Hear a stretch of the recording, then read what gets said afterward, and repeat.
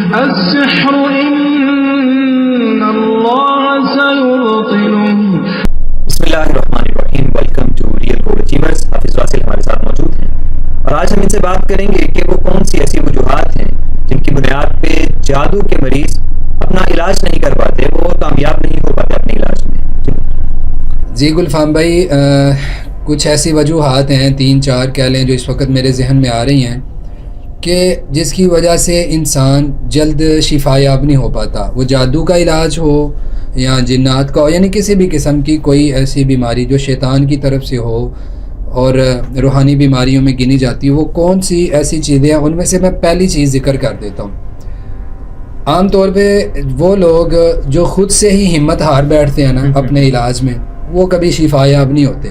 ہمت ہارنے سے کیا مراد ہے کہ یار وہ خود ہی سوچ رہے ہوں کہ یہ تو بڑی بیماری ہے، میں نے فلانے کو دیکھا تھا اس کو یہ بیماری لگی تو وہ صحیح نہیں ہوا تھا. یعنی خود ہی وسوسوں کا شکار بھی ہے اور اس کے ساتھ ساتھ نا اندر سے خود بھی ہمت ہارے ہوئے. جی جب وہ یہ کہنا کہ یار میں نے ٹھیک ہونا ہے اور میرا اللہ مجھے کر دے گا، وہ خود اپنے اندر ایک ہمت پیدا کرتا ہے نا، تو وہ شخص جلدی شفا پا لیتا ہے. اور جو خود ہمت ہار جائے اس کا علاج کرنا بڑا مشکل ہوتا ہے. ٹھیک ہے، اس میں میں آپ کو مثال دیتا ہوں کہ اگر آپ کسی مریض کے پاس جائیں، اس مریض کو جا کے آپ یہ کہہ دیں کہ بھائی آپ ٹھیک ہو جاؤ گے انشاءاللہ، جیسے نبی صلی اللہ علیہ وسلم کی دعا بھی ہے کہ لا باس طہور انشاءاللہ. وہ کیوں ہے؟ اس لیے کہ اس کی ہمت بندھانے کے لیے ہے کہ یار کوئی مسئلہ نہیں، تم ٹھیک ہو جاؤ گے، یہ بیماری سے تم نکل جاؤ گے. جب وہ اپنے ذہن میں یہ بات بھی اٹھاتا ہے نا کہ یار ہر آنے والا بندہ مجھے یہ کہہ رہا ہے کہ تم ٹھیک ہو جاؤ گے، تو اس کا مطلب ہے میں ٹھیک ہو جاؤں گا. اور اگر آپ اس کو بے یار و مددگار چھوڑ دیں، کوئی اس کے پاس نہ جائے، کوئی اس کو نہ دیکھے، ٹھیک ہے، تو اس کے ساتھ کیا ہوگا؟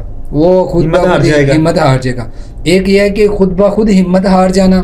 اس میں ایک اور چیز بھی ہوتی ہے کہ ایک تو مریض اسے پتہ ہے کہ میں اپنا علاج کر رہا ہوں یا کروا رہا ہوں.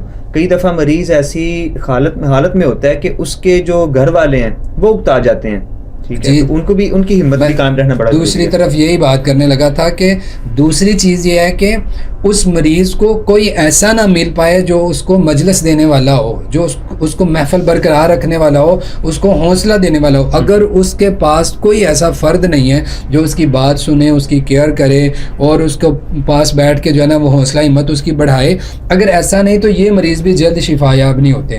اب میں آپ کو اس کی مثال دیتا ہوں. مجلس کا بہت زیادہ فرق پڑتا ہے، بہت زیادہ، تھوڑا نہیں. مجھے یاد ہے کہ کچھ دن پہلے، دو منتھ پہلے کی بات ہے تقریباً، ایک خاتون انہوں نے مجھ سے نا 1 سال پہلے علاج کروایا تھا، یعنی تقریباً 1 سال سے وہ کانٹیکٹ میں تھی. انہوں نے مجھے پچھلے 2 منتھ پہلے انہوں نے مجھے میسج کیا کہ میری آج طبیعت بہت زیادہ خراب ہے، تو مجھ سے نہ کوئی کام ہو رہا ہے اور بہت زیادہ مطلب خودکشی کے خیال مجھے آ رہے ہیں کہ میں اپنے آپ کو ختم کر لوں اور یہ وہ. میں نے ان کو کہا میں تھوڑی دیر بعد آپ سے فری ہو کے بات کرتا ہوں. پھر میری ان سے کال پہ بات ہوئی. آپ یقین کریں میں نے جو 1 گھنٹہ تقریباً پونا گھنٹہ میری ان سے بات ہوئی. ٹھیک ہے، پہلے میں نے ان کو سنا کہ وہ اس وقت کس وجہ سے پریشان ہیں. بالکل صحیح ہے. جب میں نے ساری بات سنی تو اس وقت وہ تھیں بھی اکیلی، یعنی گھر میں جو ہے نا وہ ایک مطلب آپ سمجھے کہ اکیلا بندہ بیٹھا ہو تو وسوسوں کا شکار ہو جاتا ہے، الٹے سیدھے خیالات آتے ہیں. ٹھیک ہے، اس لیے یہ تنہائی پسند جو شخص ہے نا وہ زیادہ پریشانیوں کا شکار ہوتا ہے. تو ان کی بات سنی اور اس وقت ان کے نا کچھ ایشوز چل رہے تھے جن کو وہ بار بار سوچ رہی تھی. ان کو ایک کان چاہیے تھا سننے والا کہ جو بات سنے اور پھر ان کو حوصلہ دے.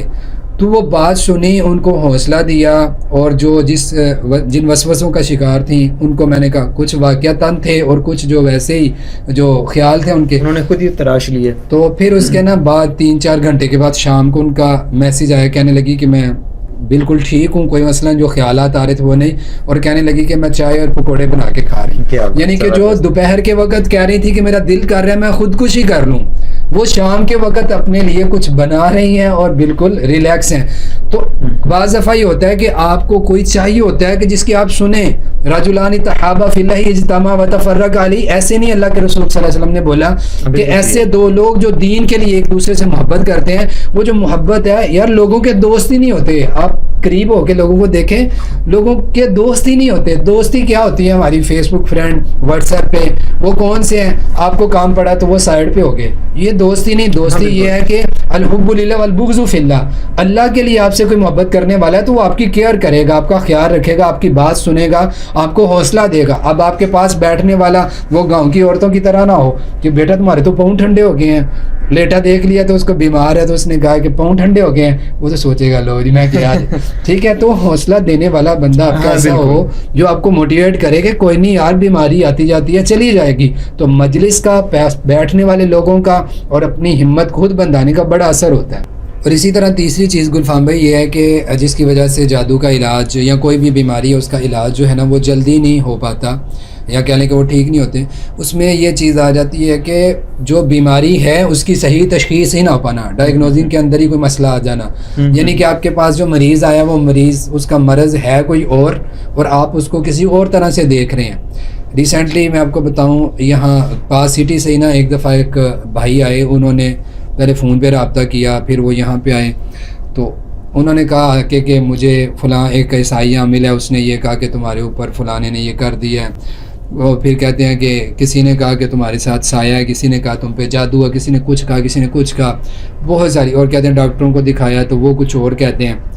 تو لیکن وہ بھائی جو ہے نا وہ یہ اپنی طرف سے کنفرم کر چکے تھے اور یہ سوچ کے بیٹھے ہوئے تھے کہ اب میرے اوپر جادو ہی ہے یا میرے اوپر کسی نے کچھ کروایا ہوا ہے. میں آئے, ان کو دم بھی کیا, ساری علامتیں بھی پوچھی, مطلب لمبی بات ہے مختصر بتاتا ہوں. جب ساری علامتیں لے لیں, دم کیا, تو بعد میں ان کا مسئلہ جسمانی ہی تھا, روحانی نہیں تھا. ٹھیک ہے. اب اس میں نا خواب ان کے کچھ اس طرح کے تھے کہ جو خواب اس بیماری جسمانی میں بھی آتے تھے. ٹھیک ہے, میں بیماری ذکر نہیں کرنا چاہتا, اس بیماری جسمانی میں بھی وہ خواب آتے تھے اور روحانی مریض کو بھی وہ خواب آتے تھے. اچھا ٹھیک ہے. جس عامل نے وہ خواب سننے تھے اس نے فوراً یہ کہنا تھا کہ اس بندے کو جادو یا نظر لگی ہے یا کوئی جناتی مسئلہ ہے. اور جس ڈاکٹر کو وہ چیزیں بتائیں گے اس ڈاکٹر نے کہنا کہ اس کو ہے ہی جسمانی مسئلہ, اور تھا ان کا جسمانی ہی مسئلہ. ٹھیک ہے. تھوڑے بہت ان کے نظر کے اثرات تھے, نظر بات کہ وہ عام کسی کو بھی, کسی کے اندر بھی, یعنی قرآن پڑھتے ہوئے جمائیاں آنا یا نماز پڑھتے ہوئے جمائیاں, یعنی عام چیزیں نظر بد والے بندے کے ساتھ ہوتی ہیں. تو وہ جسمانی مسئلہ تھا. اب اس میں جسمانی طور پہ یہ کہہ لیں کہ اللہ کی توفیق تھی کہ میں نے اس جسمانی بیماری کے بارے میں پڑھا ہوا تھا کہ یہ جسمانی بیماری ہو تو اس کے اندر یہ علامت اور یہ خواب بھی ہوتے ہیں. ٹھیک ہے. تو تشخیص صحیح ہو گئی تو میں سمجھ گیا. پھر میں نے ان کو کہا بھائی آپ جائیں اپنا جسمانی طور پہ علاج کروائیں, جس سے بھی آپ کو صحیح لگتا ہے اس سے کروائیں, لیکن یہ روحانی مسئلہ نہیں ہے. اب اگر میں بھی ان خوابوں کو صرف دیکھتا اور میں نے اس جسمانی بیماری کو نہ دیکھا تھا تو میں نے کہنا تھا اس بندے کو ہے جادو, اس پہ زور لگاتے رہتے تو فائدہ بالکل بھی فائدہ نہیں ہونا تھا, وقت بھی ضائع ہوتا اور کچھ ہاتھ نہیں آنا تھا. تو بیماری کی تشخیص ہی نہ ہونے پانا. چوتھی ایک چھوٹی سی چیز اور بتا دوں جو دیکھی ہے کہ بہت سارے لوگوں کا غیر ضروری اور کہہ لیں کہ غیر شرعی طریقوں کے اندر الجھے رہنا, ان کا علاج جو ہے وہ تعویذ دھاگوں کے پیچھے لگے ہوئے ہیں اور قبرستان میں جا کے کچھ کر رہے ہیں, کبھی کچھ کر رہے ہیں, یعنی مختلف طریقوں سے علاج کرتے ہیں. ان لوگوں کو وقتی افاقے, وقتی شفائیں, وقتی آرام آ جاتے ہیں, لیکن دلی سکون اور اطمینان نہیں ملتا. ٹھیک ہے. وہ ساری زندگی ان کی ایسے ہی گزر جاتی ہے. ٹھیک ہے. یہ 3-4 چیزیں ہیں جو کہہ لیں کہ سبب بن جاتی ہیں بعض دفعہ انسان کا کہ اس کو شفا نہیں مل پاتی یا اس کا جلدی علاج نہیں ہو پاتا. بہت شکریہ.